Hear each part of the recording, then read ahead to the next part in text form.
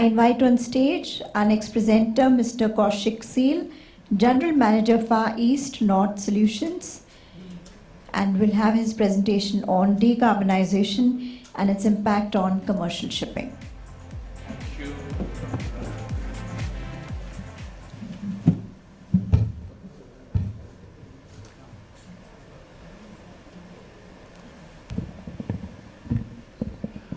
Good evening, ladies and gentlemen.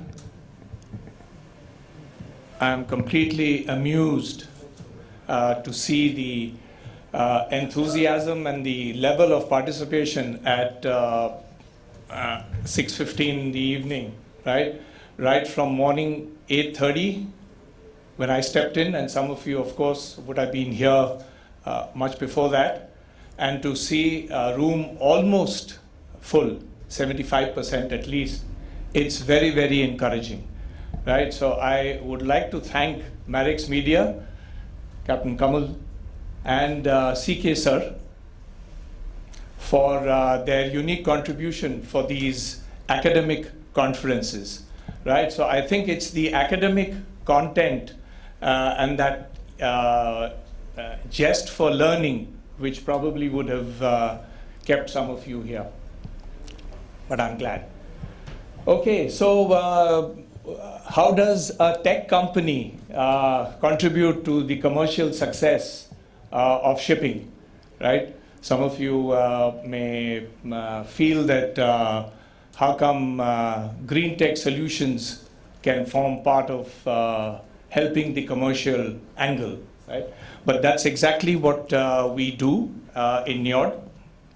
And I would just like to share a few of our thoughts and what we have done in the recent past.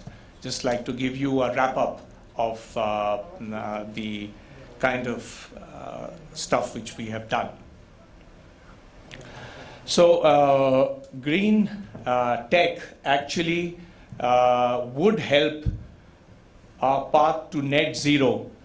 In the morning, we saw a similar graph which Amit showed, and that basically is the green part, the bottom green part of the graph, which goes down to net zero by 2050, right?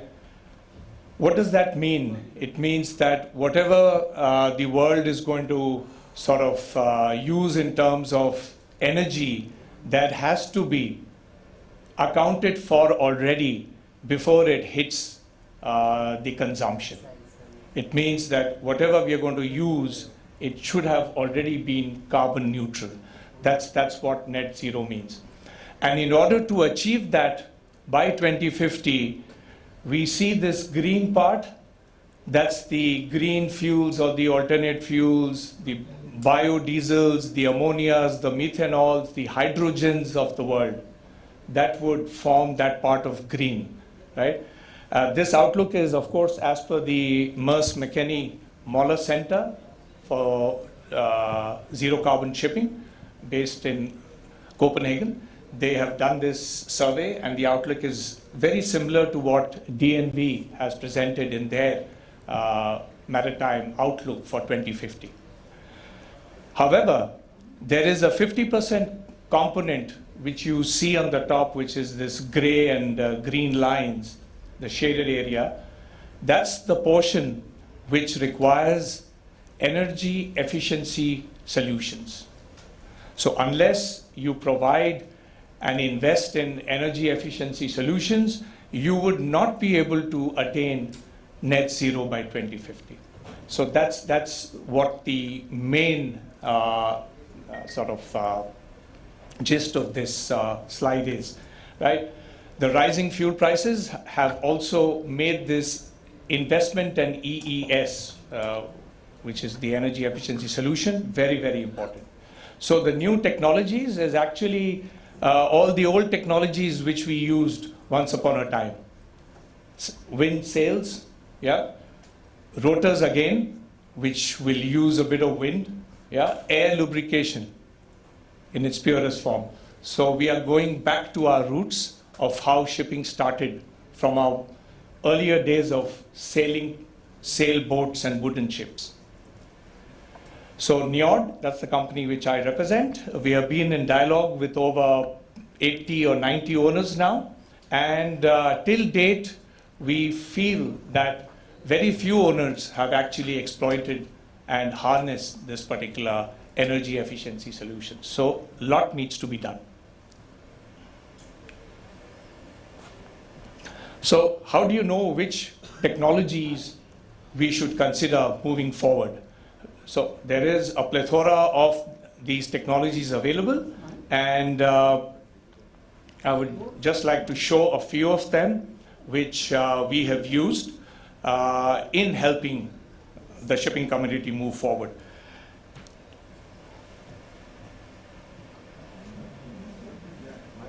Some of you would have heard about them, at least the technical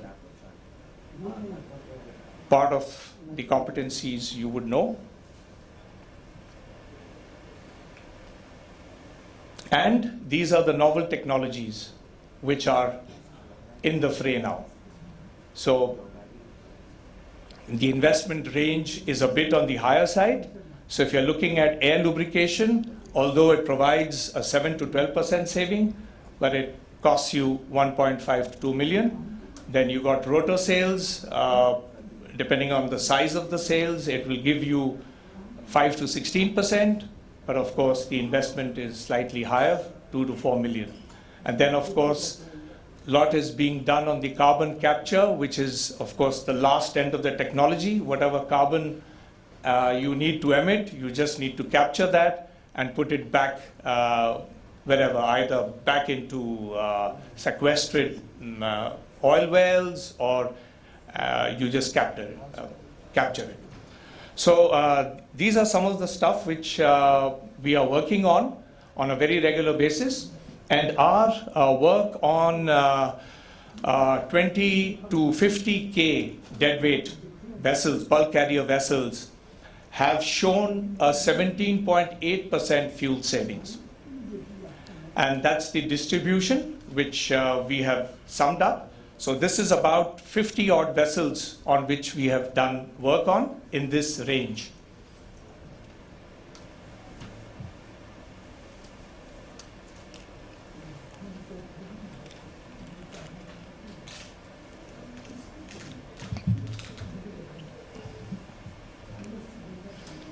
And this is the cost contribution of each of those technologies. So we are looking at 17.8% fuel savings, and the cost contribution, the investment, what you need is about 1.3 million. So if you calculate that on an ROI, it comes to about 2.5, 3 years of payback. So that's what is critical to know. So if we are looking at an investment in these technologies, we are looking at 3 years, and we are looking at an investment of 1.3 million. So we are positioned exactly to accelerate this technology adoption at NIOD. So we have got these 5 core verticals where we work upon, starting with technology screening as the first one, where we do a tech screening and overview, a high-level tech screening of the vessel to understand the potential of savings. Then we do a solution design, which is a ready-to-execute design report. And then we help install these retrofit technologies. And of course, proof of the pudding is in its measurement. So we go through the performance, which is essentially pre and post fitment of these technologies. And then any new technology which comes into the market, we run it through our accelerator program, because unless we check it ourselves, we don't really recommend that technology to be put on the vessels. So that's exactly what we do at NIOD, and that's some of what we have done over the last 5 years now in our business since 2019. And we'll be opening our tech center in Mumbai soon, where we would offer our solutions right here from Mumbai. because the competence and the real brains are centered around these parts of the world, I was told. Yeah. So on that note, thank you very much. Kamal sir, I have saved 5 minutes of your precious time.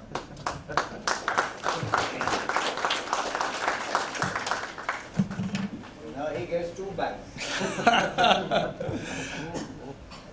Baba Black Sheep. No question?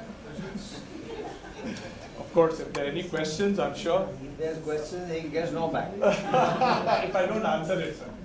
This is, he's my junior, he has to answer the technical question. I'll start off. Take the bag and then answer. Okay, then.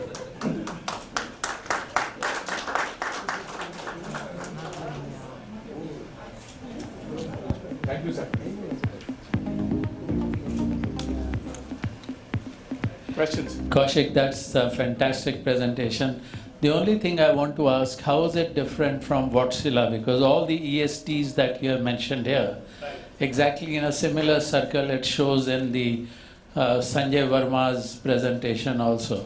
So are these the same or there's something different in what you do? Right. So, no, I mean, Wärtsilä would not have all the technologies what has been shown there. So if he has shown it, it's actually the study which has been done by the Merce McKinney Center. So I think Wärtsilä is also party to those slides. And this has been vetted by GCMD in Singapore, which is the Global Center for Maritime Decarbonization. So it's the same pie chart which everyone has, so it's the same source, but we corroborate those findings in our NIOD performance. Yeah. So is there the research and development, R&D, in order to save cost, are you collaborating with each other? You're just competing, doing separate R&D with regards to this? Right, that's a very good question. So we don't compete. We are completely neutral here, and we are a third-party green tech solution provider. So we in fact have a service partnership with GCMD. Wärtsilä is our synergy partner, inbound synergy partner, which means all these technologies like carbon capture or whatever they have, propulsive improvement methodologies, they're all our inbound synergy partners. So we are equipment and system agnostic. So we can work with anyone, provided it's run through our accelerator program. We have to test it. We have claims of, say, for example, carbon capture technology. They claim to have 70% efficacy. We tried it ourselves and we don't see more than 22%.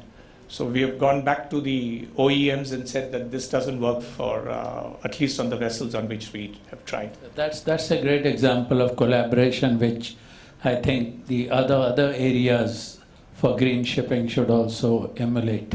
Right. I think that's a great idea. Thank you. Thank you. So I have one. Sure. My question is from the EES slide. You had mentioned 1.3 million of savings. How many vessels were that from, approximately? How many vessels? The number For that 1.3 million? No, that is per vessel. That's per vessel, per year. That's one vessel. You invest all those technologies. Right. 1.3 million if you invest, then it's the payback on the savings, Right. yeah? Which is close to 18%. Okay. So you can do the math yourself depending on what fuel you use. Okay. Yeah. And the fine filter for the lube oil, fine filter for all the fuels, is that reuse of lube oil or is just improving purification? The fine filter Yeah. technology, is that for reuse of lube oil and such, or is it just improving the purification process? Right. So that's a good question. So this supplements your main purification system, which means that you don't, your main purification system is not that stressed end of the day. So you support it, and then it improves the lube oil quality as well, so that your time between overhauls is increased. Okay. And my last question, Yeah. the trim optimization, is that for all class of vessels, containers, tankers, or is it for particular vessels Right. where you see results? Right, so that's again also a very good question. So trim optimization works best on container vessels where you have constant moving of like cargo and part loading, part discharging, and you can go with a forward trim most of the times. However, for bulk carriers and for tankers, it's only on your ballast passage where you can do a forward trim and you can adjust the trim. So it's 50% of your sailing time on bulk carriers and tankers. It is very effective. Okay, thanks. Yeah. So I would like to. Okay. Glad there are questions. Kamal, my time is almost up, but I'm glad these questions are coming in. Yeah. Sir. Thank you. Lovely presentation there. Thank you very much. One very simple, basic question is, where does this name Nord Solutions come from? So Njord is a Nordic. Yeah, it's a Nordic name. So if you have heard of fjord, which is which are the the water backwaters which come in into. So Njord is a similar pronunciation sort of name, and it's a Norwegian name for a blessing from the sea. That's what it essentially means in a Nordic language. Do you have any collaboration with the Nordic countries? So we are part of Maersk Tankers. Okay. So and we are part of the AP Moller Group. So the main owner is still Maersk. Thank you very much. Thank you for that question. Yeah. Sir, if I may. Sure. Yeah. So first of all, fantastic presentation, and now I got a glimpse of what NEOD is all about. Very sophisticated technologies.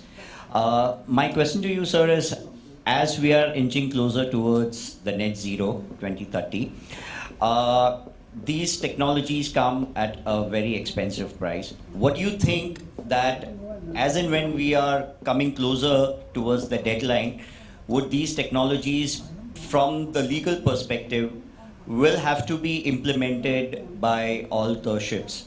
Analogy to my question is like, we had the low sulfur fuel available earlier also, but with introduction of Annexure 6 MARPOL, now it has become compulsory.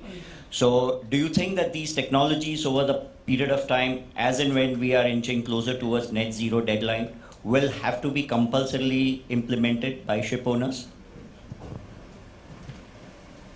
Thank you for that question, Nishit. Yeah, trust an advocate to come up with a nicely worded question like that. Yeah, but let me try and answer this. I think the short answer is yes, because somebody in during the day mentioned that there is a lot of tonnage which is going to move to D and E. Was that you, Amit, who mentioned that? Yeah. So CII rating is just one such rating methodology. There are plenty others, and of commercial nature and of importance would be the EU ETS, for example, and other market-based measures which are going to come in very, very soon, I can tell you that.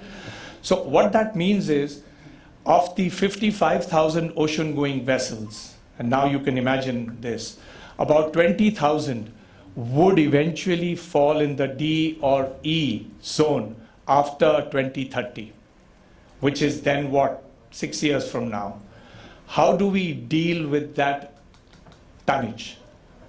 So because regulations are going to be, they are here to stay, they would probably be more stringent. You would probably have to pay more for emissions. Right? We're already in the $70 a ton mark. You would probably have to go a bit higher. So with all that, this retrofitting and making the old ships more viable has to stay.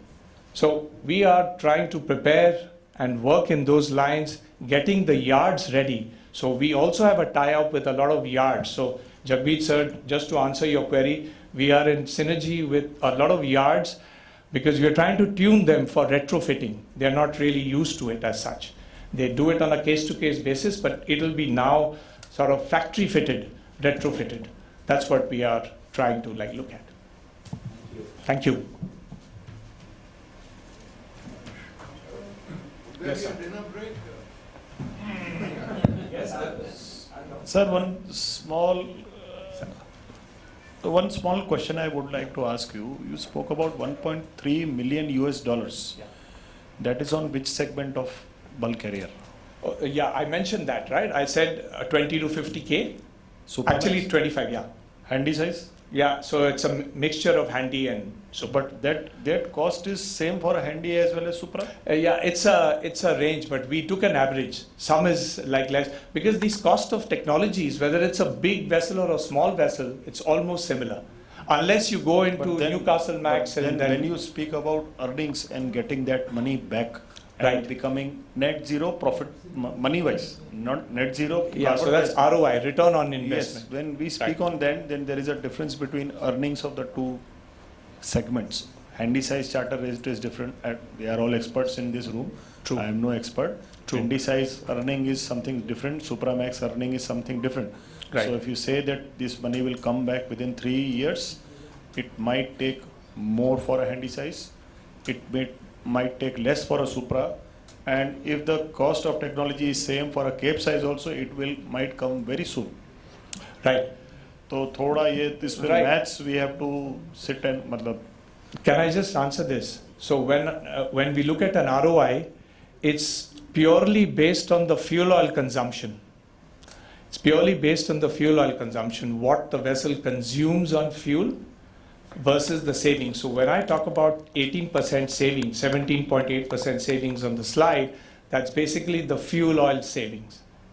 So if you just look at that 18% savings on the number of voyages the vessel is making, you would see an ROI in 3 years, leave alone what the cargo rates and the charter party and all that.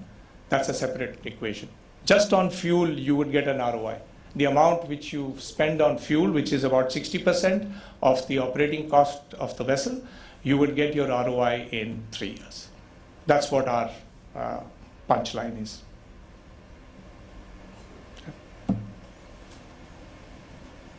Okay, and if no further questions, then thank you very much. Thank you. Yeah. Thank you.